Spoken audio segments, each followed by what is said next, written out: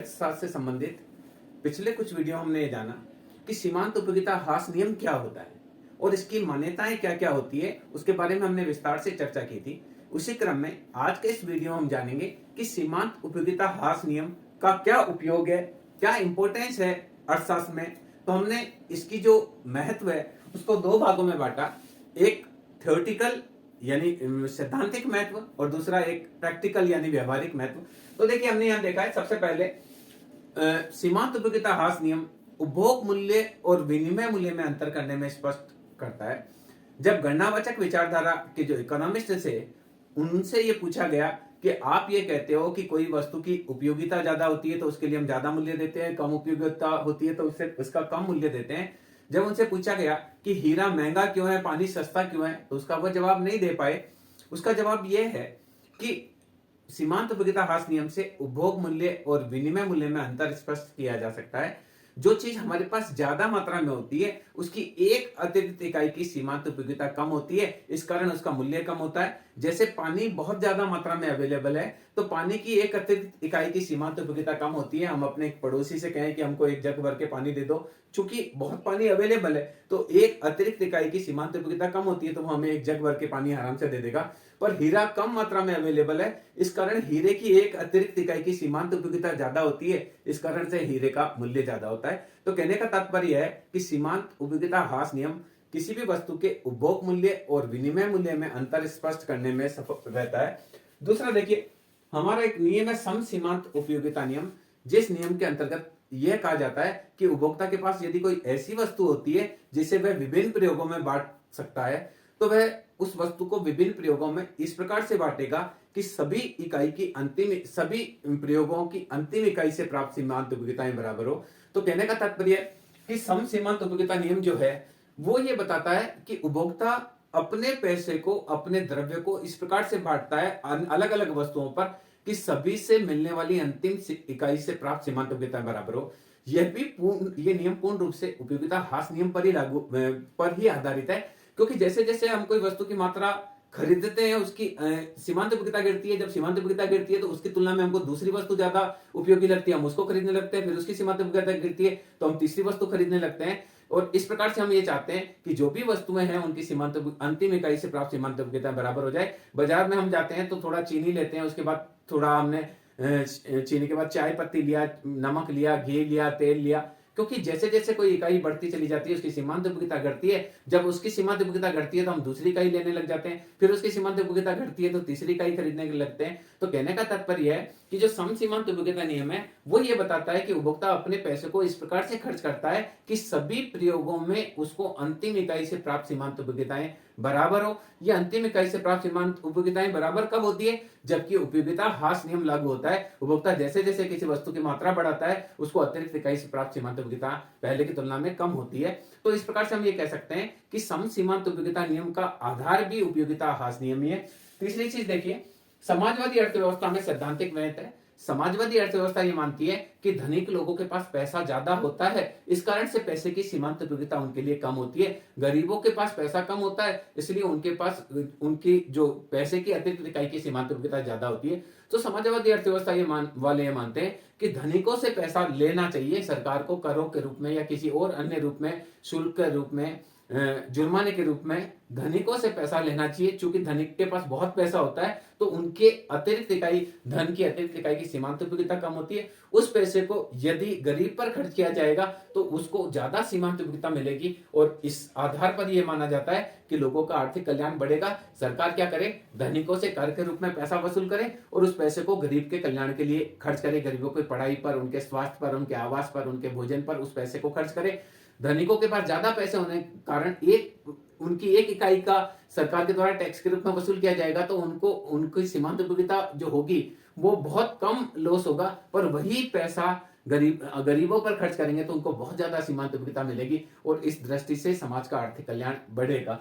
तो कहने का तात्पर्य है कि पूरी की पूरी समाजवादी अर्थव्यवस्था उपयोगिता ह्रास नियम पर आधारित है, क्योंकि उनका यह मानना है कि जिनके पास ज्यादा पैसा है, उनके पास पैसे की अतिरिक्त इकाई की सीमांत उपयोगिता कम है, उसी पैसे को अगर सरकार ले लेती है और उनको गरीब पर खर्च करती है, तो उस जितना उनको त्याग करना पड़ा उससे ज्यादा इनको क्या मिलेगी, संतुष्टि मिलेगी। गरीबों को आवास पर खर्च करेंगे, गरीबों के रोजगार पर, शिक्षा पर, स्वास्थ्य पर, परिवहन पर, वस्त्र पर, इन पर अगर सरकार खर्च करेगी तो उनको और ज्यादा संतुष्टि मिलेगी और इससे समाज का कल्याण बढ़ेगा। इसके अलावा देखिए, उपभोक्ता की बचत जो है, उपभोक्ता की बचत की धारणा कहती है कि जैसे जैसे उपभोक्ता की बचत क्या कहती है कि उपभोक्ता किसी वस्तु के प्रयोग से वंचित रहने की अपेक्षा उसका जो मूल्य देने के लिए तैयार होता है और वास्तव में जो मूल्य देता है उसका अंतर ही उपभोक्ता की बचत होती है। तो सामान्य रूप से क्या होता है, उपभोक्ता के पास जैसे जैसे वस्तु की मात्रा बढ़ती है उसके लिए उसकी उपयोगिता गिरती चली जाती है। तो उपभोक्ता की बचत का जो बताता है कि जब तक मुद्रा की सीमांत उपयोगिता से उपभोक्ता को वस्तु की सीमांत उपयोगिता ज्यादा लगेगी, जब तक वह वस्तु को खरीदता चला जाएगा, और एक समय जब आएगा जब द्रव्य की सीमांत उपयोगिता और वस्तु की सीमांत उपयोगिता बराबर हो जाएगी तो उपभोक्ता उसको खरीदना बंद कर देगा। तो उपभोक्ता की बचत का जो धारणा है वो मूल रूप से सीमांत उपयोगिता ह्रास नियम पर ही लागू होती है। यदि सीमांत उपयोगिता ह्रास नियम नहीं लगता हो तो उपभोक्ता को किसी भी प्रकार की बचत प्राप्त नहीं होगी। प्राय क्या होता है, जब उपभोक्ता के पास वस्तु नहीं होती है तो उसको वह ज्यादा मूल्य देने के लिए तैयार होता है। जैसे जैसे वस्तु की इकाइयां उसके पास बढ़ती चली जाती है वह पहले से कम मूल्य देने के लिए तैयार होता है, और एक स्तर ऐसा आता है जहां बाजार में जो वस्तु का मूल्य होता है और उपभोक्ता देने के लिए तैयार होता है वो बराबर हो जाता है। तो उस वस्तु उस इकाई से दूसरी जो इकाइयां उपभोक्ता के पास होती है उन पर उसको उपभोक्ता की बचत मिलती है। सीमांत इकाई वह इकाई होती है जिसमें उपभोक्ता किसी वस्तु का जो मूल्य देने के लिए तैयार होता है और वास्तव में जो मूल्य देता है वो बराबर ही होते हैं। बाकी जो इकाइयों पर उसको जो अतिरिक्त मिलता है वही उपभोक्ता की बचत है। हम अगले अलग से वीडियो बनाएंगे जिसमें समसीमांत उपयोगिता नियम को भी अलग से पढ़ेंगे और उपभोक्ता की बचत को भी पढ़ेंगे। आपको यहाँ ये ध्यान रखना है कि उपभोक्ता की बचत का आधार भी सीमांत उपयोगिता ह्रास नियम ही है। इसके अलावा देखिए, हम अगर मांग के नियम में देखते हैं, मांग के नियम क्या होता है, किसी वस्तु की कीमत बढ़ने पर मांगी जाने वाली मात्रा घटती है, कीमत के घटने पर मांगी जाने वाली मात्रा बढ़ती है। अब आप इसको यूं समझिए कि किसी वस्तु की कीमत बढ़ती है, कीमत बढ़ने पर उस पर कीमत बढ़ने से वस्तु महंगी हो जाती है और महंगी होने से उसको उपभोक्ता को उस पर सीमांत उपयोगिता कम मिलने लगती है तो वह उस वस्तु की कम इकाइयां खरीदना चाहता है। जब वस्तु सस्ती हो जाती है तो उस वस्तु की सीमांत उपयोगिता उपभोक्ता के लिए एक अतिरिक्त इकाई की प्राप्त सीमांत उपयोगिता बढ़ जाती है। इस कारण से उपभोक्ता उसकी ज्यादा इकाइयां खरीदने लगता है। कहने का तात्पर्य जो मांग का नियम है, मांग का नियम ये कहता है अन्य बातें समान रहने पर किसी वस्तु की कीमत में होने वाली वृद्धि के साथ मांगी जाने वाली मात्रा घटती है और कीमत में होने वाली कमी के साथ मांगी जाने वाली मात्रा बढ़ती है। ये पूरा का पूरा सीमांत उपयोगिता ह्रास नियम पर ही लागू होता है। जब किसी वस्तु की कीमत घटती है, कीमत घटने पर उस वस्तु की सीमांत उपयोगिता ज्यादा हो जाती है तो उपभोक्ता उस वस्तु की ज्यादा इकाइयां खरीदना चाहता है। जब किसी वस्तु की कीमत बढ़ जाती है तो उपभोक्ता के लिए एक अतिरिक्त इकाई की सीमांत उपयोगिता घट जाती है तो वह उपभोक्ता उस वस्तु की कम मात्रा खरीदना चाहता है। यह हमने बात करी कि सीमांत उपयोगिता ह्रास नियम के सैद्धांतिक महत्व क्या है, कुछ व्यवहारिक महत्व भी है। वर्तमान में आप देखेंगे कि उपभोग के लिए आप जाएंगे तो बहुत सारी वस्तुएं उत्पादन और उपभोग होती है। आप कपड़े लेने जाएंगे तो बहुत सारी डिजाइन मिलेंगी, बहुत सारी पैकिंग मिलेगी। आप वस्तु खाने पीने का सामान लेने जाएंगे तो हजारों लाखों तरह की वस्तुएं मिलती है। वो इस कारण से मिलती है कि क्योंकि जैसे जैसे हम किसी वस्तु की मात्रा हमारे पास बढ़ जाती है उसकी एक अतिरिक्त इकाई की सीमांत उपयोगिता क्या होने लग जाती है, कम होने लग जाती है। और जब सीमांत उपयोगिता कम होती है तो उपभोक्ता पहले की तुलना में उसकी कम मात्रा खरीदता है। तो ऐसी स्थिति में क्या होता है, एक उत्पादक नई नई पैकिंग बनाता है, नई नई डिजाइन बनाता है, नए नए टेस्ट बनाता है ताकि उपभोक्ता उसको खरीदे, क्योंकि उसको पता है कि एक ही तरह के कपड़े खरीद लेगा तो वह उसको बाद में खरीदना बंद कर देगा तो वह दूसरी डिजाइन बनाएगा, फिर उसकी सीमांत उपयोगिता घटेगी तो तीसरी डिजाइन बनाएगा। ऐसे खाने पीने की वस्तु में एक प्रकार की वस्तु खाने के बाद उसकी सीमांत उपयोगिता घट जाती है तो दूसरी वस्तु, तीसरी, यानी बाजार में आप देखिए बहुत सारी खाने पीने की वस्तु, उपभोग वस्तुएं भी खूब सारी मिलती है, उत्पादक वस्तुएं भी खूब सारी मिलती है। ये इतने मिलने का कारण है कि बाजार वालों को ये पता है कि जैसे जैसे एक उपभोक्ता के पास एक वस्तु बढ़ती चली जाएगी तो उसकी सीमांत उपयोगिता घटेगी तो वह दूसरी वस्तु तभी लेगा जब उसको कुछ पैकिंग में चेंज किया जाए, डिजाइन में चेंज किया जाए, रंग में चेंज किया जाए, फैशन रीति रिवाज में चेंज किया जाए, खाने पीने की वस्तुओं में कई तरह के टेस्ट में चेंज किया जाए। तो वर्तमान में इतनी सारी वस्तुएं इसलिए मिलती है क्योंकि हम जैसे ही कोई वस्तु का उपभोग करते हैं, धीरे-धीरे उसकी सीमांत उपयोगिता घटती है। बाजार वाले समझते हैं कि सीमांत उपयोगिता घटने के बाद ये नहीं खरीदेगा, तो वह दूसरी वस्तु का ऑफर करते हैं। फिर उसकी भी सीमांत उपयोगिता घटती है, तो हम तीसरी वस्तु लेते हैं। यही कारण है कि बाजार में लाखों तरह के खाने-पीने की वस्तुएँ मिलती है, लाखों तरह की पहनने की वस्तुएँ मिलती है। तो उत्पादन और उपभोग में जो विभिन्नता है, उसका आधार ही सीमांत उपयोगिता ह्रास नियम है। यदि सीमांत उपयोगिता नहीं गिरे, तो आदमी रोटी रोटी की सीमांत उपयोगिता नहीं गिरे, तो वो रोटी ही खाना पसंद करेगा। फिर वो चाउमीन, बर्गर, पिज़्ज़ा ऐसी चीज़ें क्यों खाएगा? और ऐसी चीज़ें नहीं खाएगा तो मार्केट में बिकेगी भी नहीं। पर होता क्या है कि ज एक चीज़ हम उपभोग करते हैं तो उसकी सीमांत उपयोगिता गिर जाती है, तो दूसरी चीज़ हम लेना पसंद करते हैं। आपने कचौड़ी खा ली, कचौड़ी की सीमांत उपयोगिता गिरी, तो अगले दिन आप समोसा लेना पसंद करेंगे। अगले दिन समोसे की सीमांत उपयोगिता गिरी, तो अगली बार आप मार्केट जाएँगे तो आप मिर्ची बड़ा लेना पसंद करेंगे। ये सीमांत उपयोगिता ह्रास नियम लागू होने के कारण ही बाजार में बहुत सारी वस्तुएँ अवेलेबल होती है।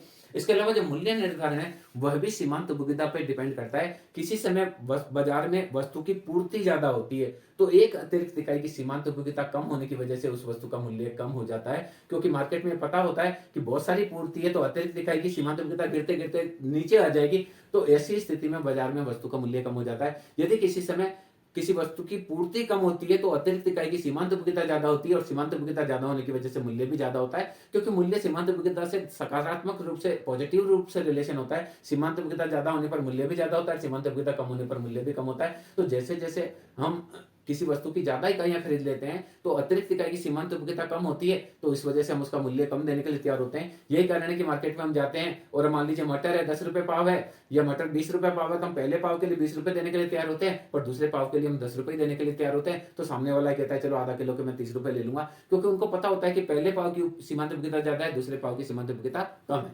एक उत्पादक के लिए भी सीमांत उपयोगिता ह्रास नियम लागू होता है। जब उसको लगता है कि मार्केट में बहुत ज़्यादा सामान आ गया है, तो उसके लिए अतिरिक्त इकाई की सीमांत उपयोगिता कम होती है, तो वह कम मूल्य पर भी उस सामान को देने के लिए तैयार हो जाता है। पर यदि बाजार में वस्तु की पूर्ति कम होती है, तो जो उत्पादन करता है, उसके लिए एक अतिरिक्त इकाई की सीमांत उपयोगिता ज़्यादा होती है, इस कारण वह ज़्यादा मूल्य देने पर तैयार होता है। कहने का तात्पर्य, माँग और पूर्ति के जो नियम हैं, वो भी पूरी तरह से सीमांत उपयोगिता ह्रास नियम पर लगते हैं, और कीमत का निर्धारण भी सीमांत उपयोगिता ह्रास नियम से ही लागू होता है। आधुनिक कर प्रणाली की हम बात करें, तो आधुनिक कर प्रणाली का पूर्ण रूप से आधार ही सीमांत उपयोगिता ह्रास नियम है। कर प्रणाली में यह माना जाता है कि धनिक लोगों की जैसे-जैसे आय बढ़ती चली जाती है, मुद्रा की एक अतिरिक्त इकाई की उनके लिए सीमांत उपयोगिता घटती चली जाती है। तो ऐसी स्थिति में धनिकों पर कर लगाया जाता है, तो उनको कम त्याग करना पड़ता है, क्योंकि उनके लिए अतिरिक्त जो मुद्रा की इकाई है, द्रव्य की इकाई है, उसकी सीमांत उपयोगिता कम होती है।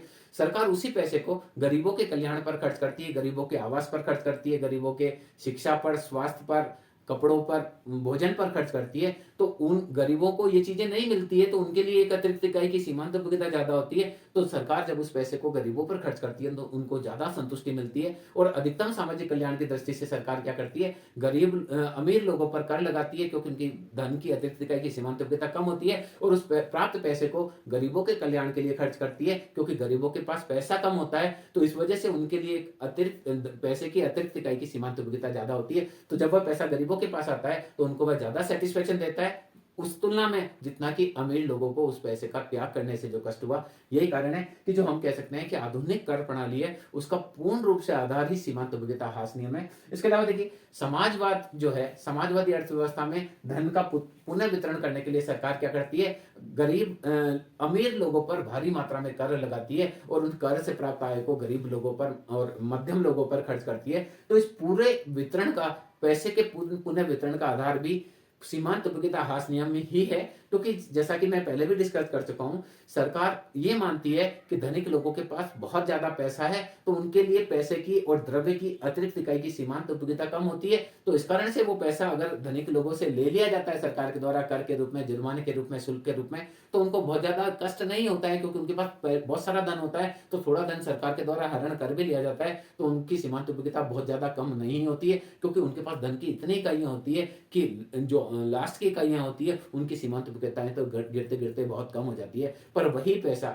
जब गरीब के कल्याण के लिए सरकार खर्च करती है, उसकी शिक्षा स्वास्थ्य के लिए खर्च करती है, उसकी चिकित्सा पर खर्च करती है, उसके बच्चों की पढ़ाई पर खर्च करती है, उसके आवास पर, उसके भोजन व्यवस्था पर, उसके कपड़ों पर खर्च करती है, तो चूंकि उनके पास धन कम होता है, तो उनको धन की अतिरिक्त इकाई से जो प्राप्त सीमांत उपयोगिता है, बहुत बहुत अधिक मिलती है। तो इस कारण से समाजवादी अर्थव्यवस्था में यह माना जाता है कि धनिकों पर कर लगाया जाएगा, तो उनको जो त्याग करना पड़ेगा कर के फलस्वरूप वो त्याग तो कम होगा, पर वही पैसा जब गरीबों पर खर्च किया जाएगा तो उनको उससे संतुष्टि ज़्यादा मिलेगी और सामान्य रूप से संतुष्टि ज़्यादा होगी त्याग की तुलना में। इस कारण से यदि सरकार ऐसा कोई निर्णय लेती है तो वह जन कल्याणकारी निर्णय होता है। इस उसको ध्यान में रखते हुए ही समाजवादी अर्थव्यवस्था में धन का पुनः वितरण किया जाता है और गरीबों से अमीरों से पैसा लेकर उस पैसे को सरकार गरीबों पर खर्च करना चाहती है। तो इस प्रकार से इस वीडियो में हमने जाना कि सीमांत उपभोक्ता ह्रास नियम के क्या महत्व है, क्या इसके सैद्धांतिक महत्व है, क्या इसके व्यावहारिक महत्व है। सैद्धांतिक महत्व हमने जाना कि किस प्रकार से उपभोग मूल्य और विनिमय मूल्य में अंतर सीमांत उपभोक्ता ह्रास नियम से ही लगता है।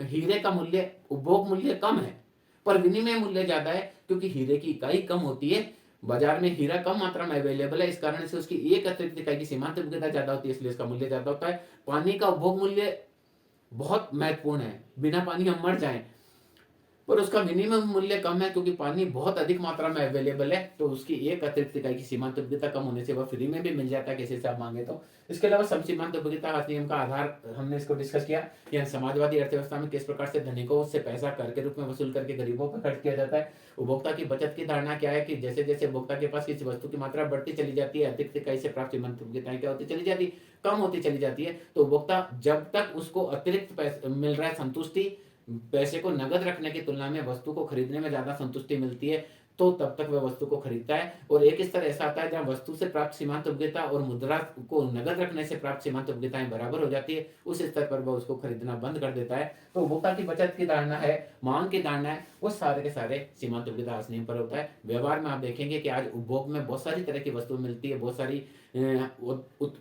सारी वस्तुओं का उत्पादन होता है, बहुत सारी वस्तुओं का उपभोग किया जाता है, वो भी सीमांत उपभोक्ता ह्रास नियम की वजह से ही होता है। यदि सीमांत उपभोक्ता ह्रास नियम लागू नहीं होता तो हमको एक ही तरह की रोटी और एक ही तरह के कपड़े पहनने को मिलते हैं, पर चूंकि सीमांत उपभोक्ता ह्रास हो जाता है तो इस वजह से हमारे को, आप देखिए, कपड़े में भी बहुत सारी वैरायटी है, खाने में भी बहुत सारी वैरायटी है।